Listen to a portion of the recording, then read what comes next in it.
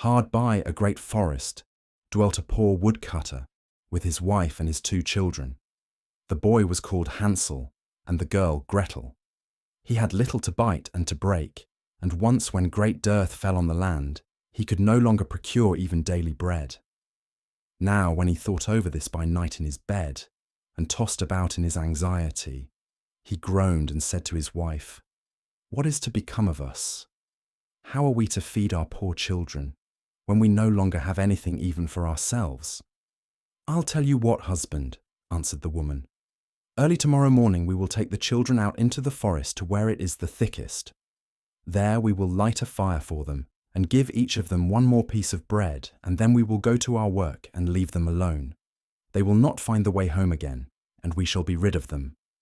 "No, wife," said the man, "I will not do that. How can I bear to leave my children alone in the forest? The wild animals would soon come and tear them to pieces." "Oh, you fool," said she. "Then we must all 4 die of hunger. You may as well plane the planks for our coffins." And she left him no peace until he consented. "But I feel very sorry for the poor children, all the same," said the man.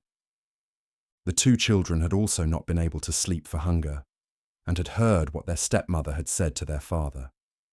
Gretel wept bitter tears and said to Hansel, "Now all is over with us." "Be quiet, Gretel," said Hansel. "Do not distress yourself. I will soon find a way to help us." And when the old folks had fallen asleep, he got up, put on his little coat, opened the door below, and crept outside. The moon shone brightly, and the white pebbles which lay in front of the house glittered like real silver pennies. Hansel stooped and stuffed the little pocket of his coat with as many as he could get in. Then he went back and said to Gretel, "Be comforted, dear little sister, and sleep in peace. God will not forsake us."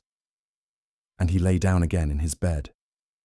When day dawned, but before the sun had risen, the woman came and awoke the 2 children, saying, "Get up, you sluggards. We are going into the forest to fetch wood." She gave each a little piece of bread and said, "There is something for your dinner, but do not eat it up before then, for you will get nothing else." Gretel took the bread under her apron, as Hansel had the pebbles in his pocket. Then they all set out together on the way to the forest. When they had walked a short time, Hansel stood still and peeped back at the house, and did so again and again. His father said, "Hansel, what are you looking at there and staying behind for? Pay attention and do not forget how to use your legs." "Ah, father," said Hansel, "I am looking at my little white cat, which is sitting up on the roof and wants to say goodbye to me." The wife said, "Fool, that is not your little cat. That is the morning sun which is shining on the chimneys." Hansel, however, had not been looking back at the cat, but had been constantly throwing one of the white pebble stones out of his pocket on the road. When they had reached the middle of the forest, the father said, "Now, children, pile up some wood, and I will light a fire that you may not be cold." Hansel and Gretel gathered brushwood together, as high as a little hill.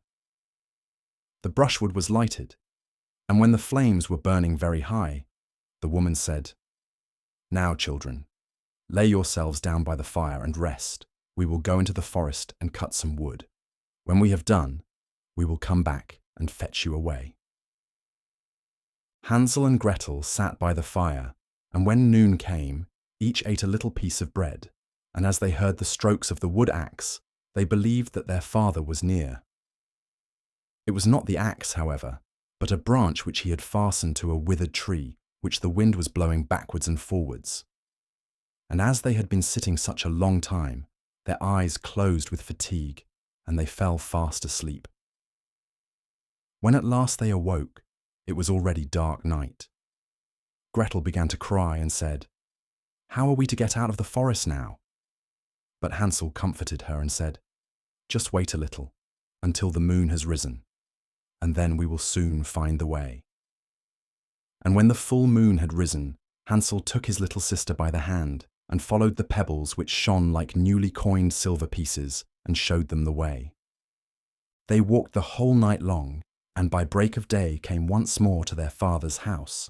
They knocked at the door, and when the woman opened it and saw that it was Hansel and Gretel, she said, "You naughty children, why have you slept so long in the forest? We thought you were never coming back at all." The father, however, rejoiced, for it had cut him to the heart to leave them behind alone. Not long afterwards, there was once more great dearth throughout the land, and the children heard their mother saying at night to their father, "Everything is eaten again. We have 1/2 loaf left, and that is the end. The children must go. We will take them farther into the wood, so that they will not find their way out again. There is no other means of saving ourselves." The man's heart was heavy, and he thought, "It would be better for you to share the last mouthful with your children."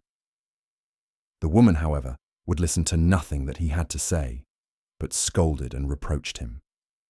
He who says A must say B likewise, and as he had yielded the first time, he had to do so a second time also.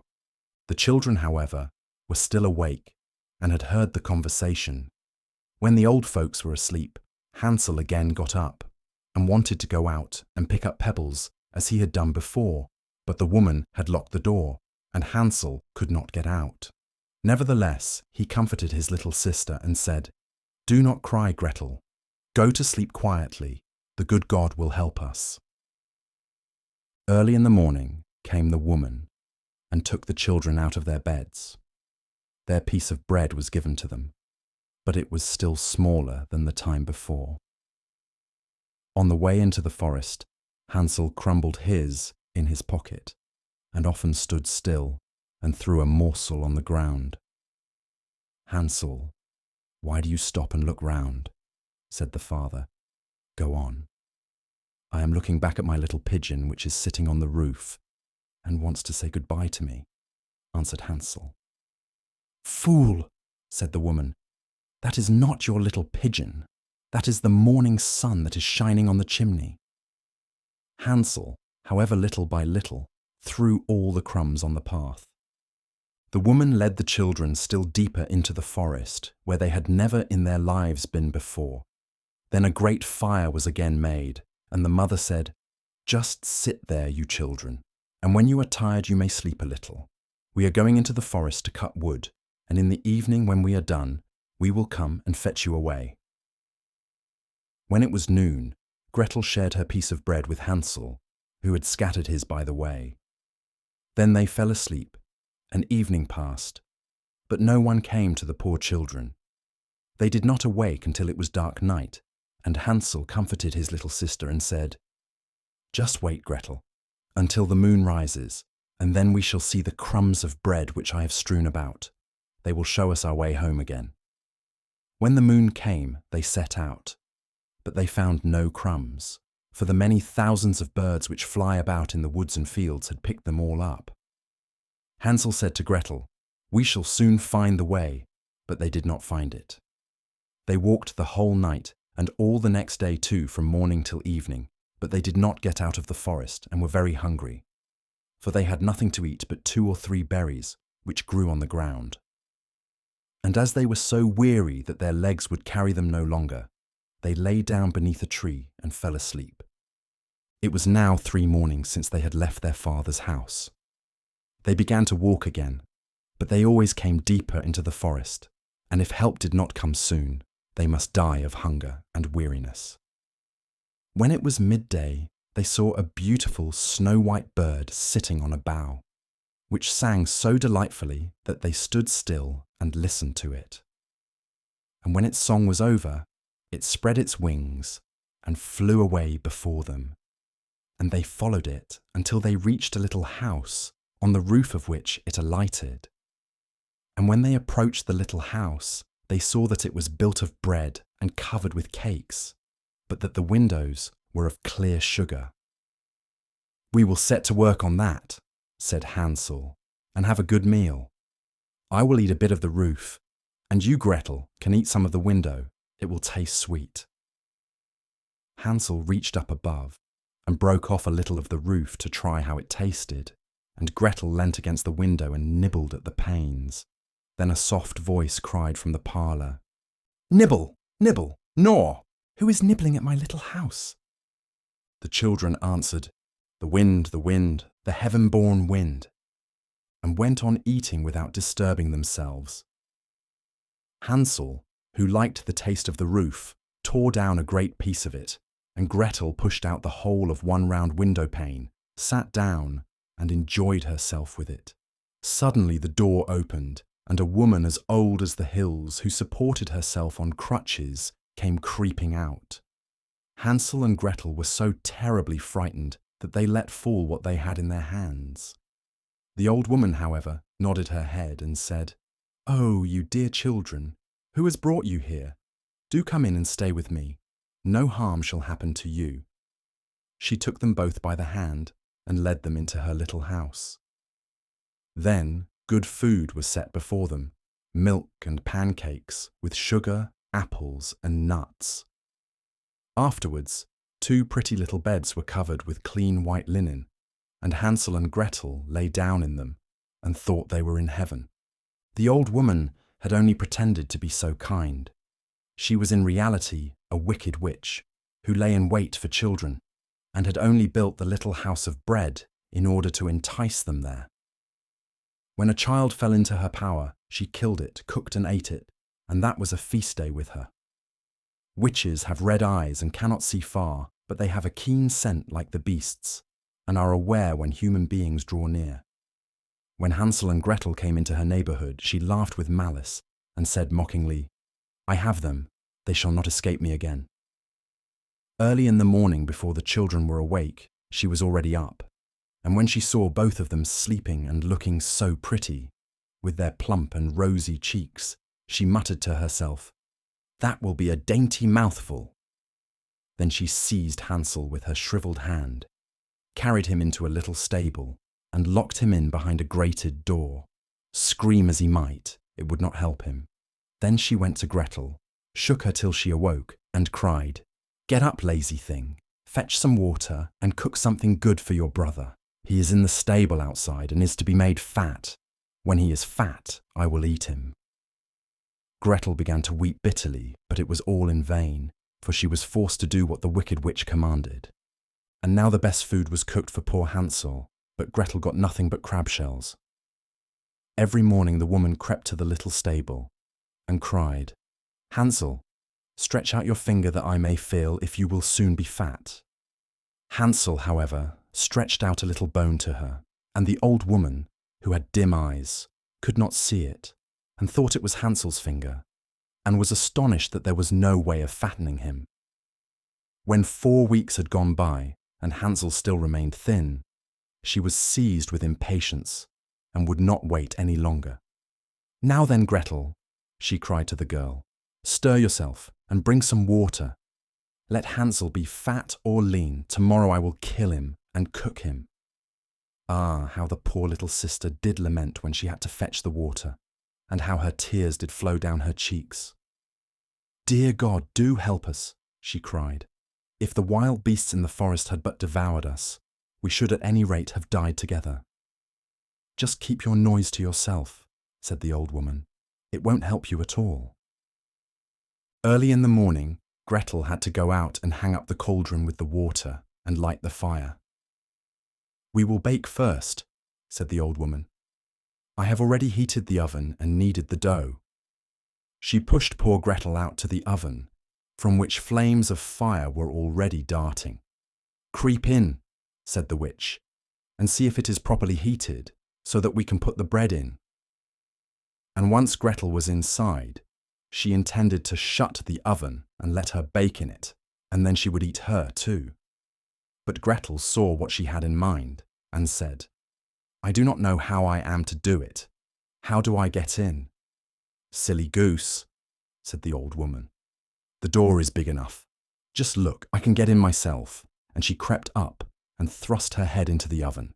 Then Gretel gave her a push that drove her far into it, and shut the iron door and fastened the bolt. "Oh!"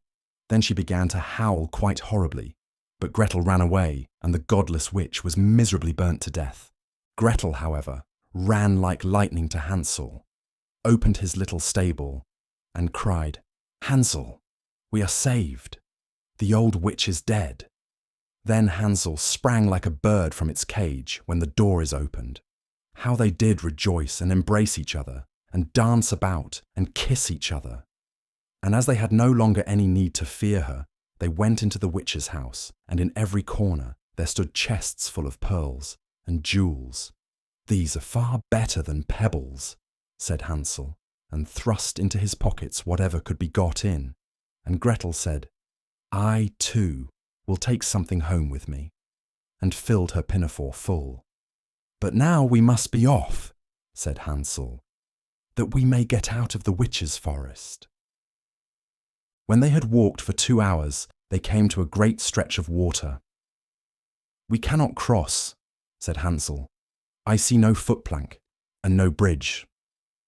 "And there is also no ferry," answered Gretel. "But a white duck is swimming there. If I ask her, she will help us over." Then she cried, little duck, dost thou see Hansel and Gretel are waiting for thee? There's never a plank or bridge in sight. Take us across on thy back so white." The duck came to them, and Hansel seated himself on its back and told his sister to sit by him. "No," replied Gretel, "that will be too heavy for the little duck. She shall take us across, one after the other." The good little duck did so, and when they were once safely across and had walked for a short time, the forest seemed to be more and more familiar to them, and at length they saw from afar their father's house. Then they began to run, rushed into the parlour, and threw themselves round their father's neck. The man had not known one happy hour since he had left the children in the forest. The woman, however, was dead. Gretel emptied her pinafore until pearls and precious stones ran about the room, and Hansel threw one handful after another out of his pocket to add to them. Then all anxiety was at an end, and they lived together in perfect happiness. "My tale is done. There runs a mouse. Whosoever catches it may make himself a big fur cap out of it." Enjoyed the story? I post new audiobooks every week, so don't forget to hit subscribe and turn on notifications so you never miss one. I'd love to hear your thoughts. Drop a comment below and let me know what you thought of this story, or suggest what you'd like to hear next. Before you go, please consider treating yourself to a free audiobook on Audible. Just click the link in the description, start your free trial, and dive into thousands of classics. No strings attached, your first book is free, and it helps support the channel. Happy listening.